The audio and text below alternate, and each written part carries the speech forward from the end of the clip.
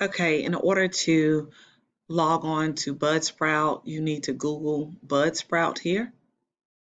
And then once you Google Buzzsprout, it will come on. I've already set up a log on username and password, but you would go here to Buzzsprout.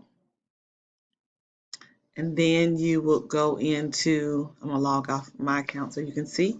You'll use Buzzsprout by using logging on by creating an account. You would go to create an email, then your password, and then you will log on. And after you log on into this account, I'm gonna figure out my password.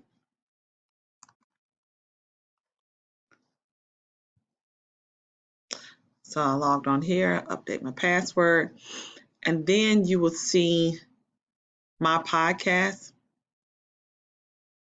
which is free, a free account. You can go to your profile. You must go ahead and set up your profile.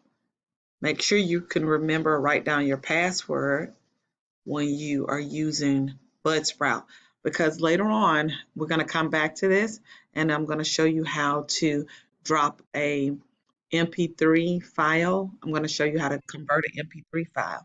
So this is how you go in to Buzzsprout and log on or create an account.